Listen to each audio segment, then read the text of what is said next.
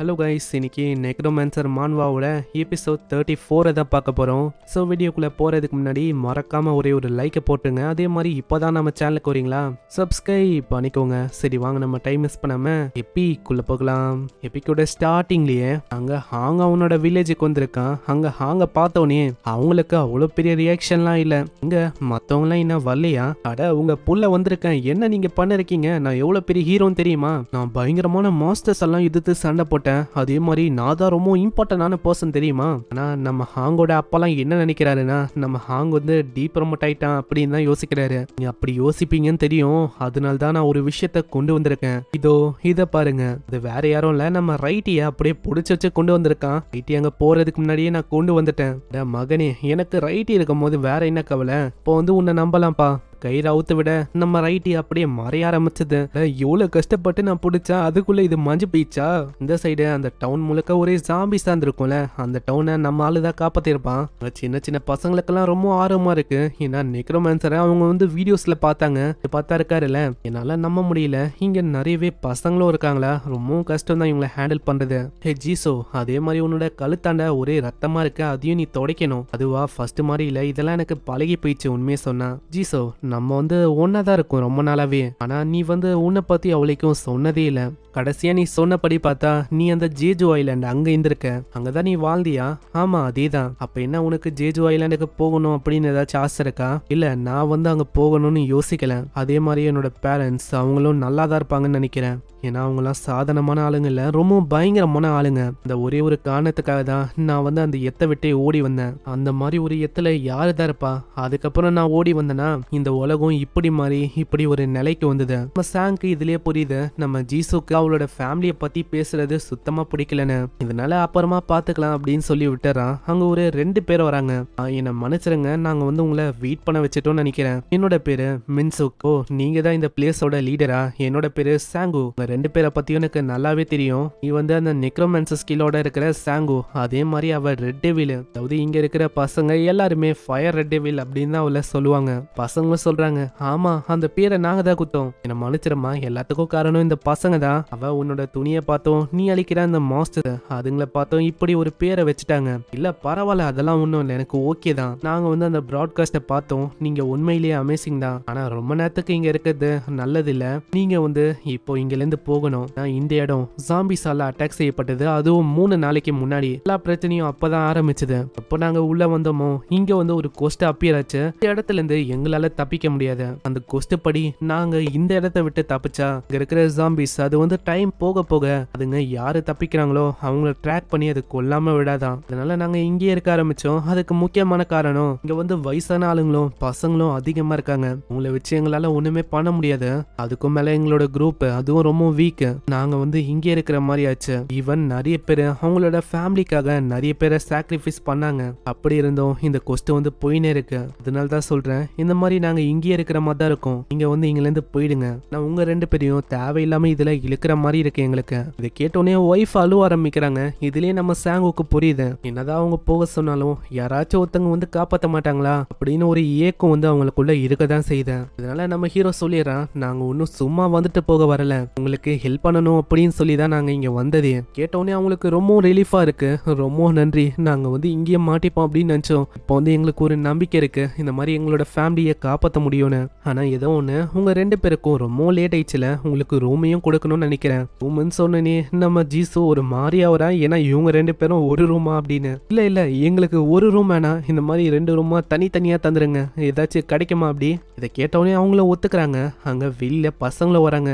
ஒரே ஒரு நிமிஷம், நாங்க உள்ள வரலாமா? வரலாம் வாங்க, என்ன விஷயம்? அதுவா நெக்ரோமான்சர், நீங்க மாசு தெரியுமா? அதே மாதிரிதான் ஃபயர் டெவில், நீங்களும் மாசு. ஓ அப்படியா, சரி சரி, உங்களோட ஸ்கெலிட்டனை எனக்கு காட்ட முடியுமா? ஸ்கெலிட்டனா? அங்க ஆப்வியஸா பெரிய ஸ்கெலிட்டனா அவனால சமன் பண்ண முடியாதா? அதனால அவன் ரைட்டியை சமன் பண்ண, ரைட்டியை அவங்க பயங்கரமா தொலை பண்றாங்க. ரைட்டி வந்து ரொம்ப கியூட்டா இருக்குன்னு. இதனால ரைட்டியை அவன் விட்டுறான். அங்க ரைட்டி அங்க மாட்டிக்குது. இதுக்கப்புறம் ஆளு தூங்கும் போதே அங்க பசங்களை பத்தி எல்லாம் யோசிக்கிறான். என்னதான் பசங்க எவ்வளவு பெரிய ஆபத்துல இருந்தாலும் அவங்களோட மூஞ்சில அந்த சிரிப்பு அது வந்து என்னால மறக்க முடியல. அவங்க இந்த அளவுக்கு ரொம்ப ஜாலியா இருக்காங்க எங்களை பார்த்து. திடீர்னு நம்ம சாங் முன்னாடி அதே கொஸ்ட் நம்ம சாங்கும் அப்பீர் ஆகுது. சிட்டி ஆஃப் டெட் இப்போ வந்து உங்க கேட்டதா இருக்கு, நீங்க இங்க இருந்து தப்பிக்கணுமா இல்ல இங்கேயே மாட்டிக்கணுமா? ஏன்னா இங்க நிறையவே ஜாம்பிஸ் வந்து இருக்கு.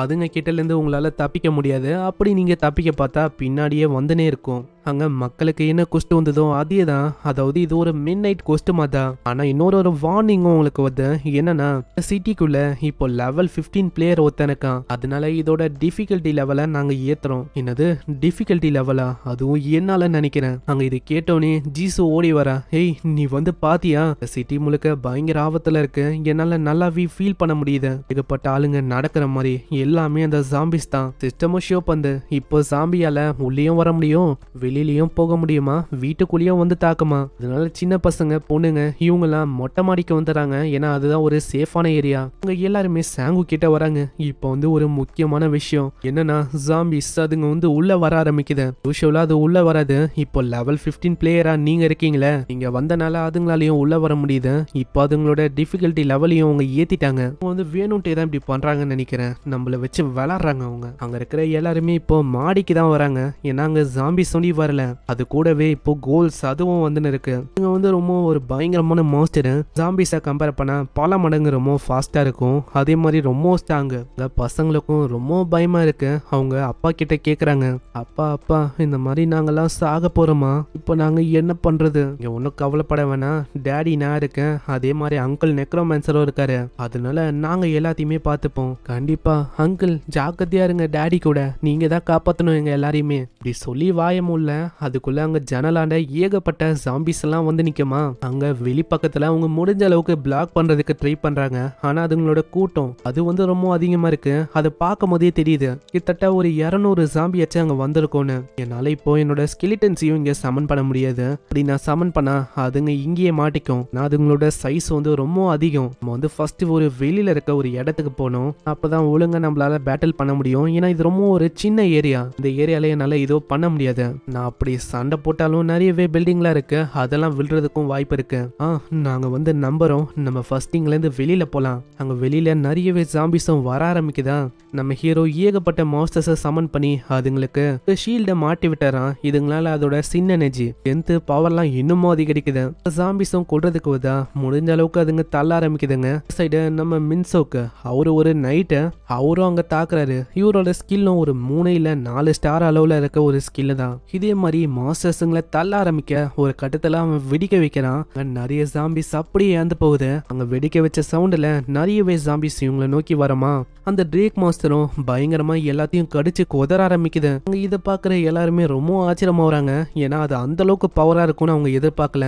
நான் வந்து பஸ் அரேஞ்ச் பண்ணிட்டேன். இந்த மாதிரி இங்க இருக்கிற மக்கள் அவங்க எல்லாரையுமே நான் சேஃபான ஒரு ஏரியாவுக்கு அனுப்ப பாக்குறேன். சைடு நம்ம சாங்கோட மாஸ்டர்ஸ்ல ஒன்னு அழியிற மாதிரி அவங்களுக்கு காட்டுது. அதுக்கு காரணமும் அந்த கோலு தான். கோல் இது வந்து இருக்குல்ல, இது பல மடங்கு ஜாம்பியை விடவும் ஃபாஸ்டா இருக்கும். இந்த மாதிரி டைம்ல டெத் ரெஸ்பான்ஸையும் அந்த கிரிம் ரீப்பரையும் நான் சேவ் பண்ணி வைக்கணும். ஜீசோ இப்போ உன்னோட டைம், நீ வந்து காட்டு உன்னால என்ன பண்ண முடியும்னு. நம்ம ஜீசோ கிட்ட ஒரு மாஸ்க் இருக்கும். வழியா இந்த அபேஸ் வழியா வர இந்த புகை நம்ம ஜீசோக்கு அவளுக்கும் அஃபெக்ட் ஆகாது. அங்க ஜீசோ செம்ம வேகமா வெட்ட ஆரம்பிக்கிறா. அவளோட வேகத்தை பார்த்து நம்ம ஹீரோ யோசிக்கிறான், பரவாயில்ல நம்ம ஜீசோ ஃபாஸ்டா இருக்கா, அவளால வெட்டவும் முடியுது இதுங்களா அசால்ட்டா. இதுக்கப்புறம் அவங்க பஸ்ஸுகளை வர வச்சு அவங்க வந்து எப்படியாச்சும் தப்பிக்கணும் அப்படின்னு பாக்குறாங்க.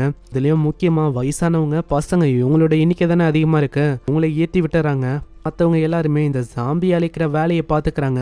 நம்ம மின்சுக்கு என்ன கவலைனா, ஏன்னா போன வாட்டியே இந்த கோல் இருக்குல்ல, இதுதான் ஒரு மிகப்பெரிய பிரச்சனையா இருந்தது.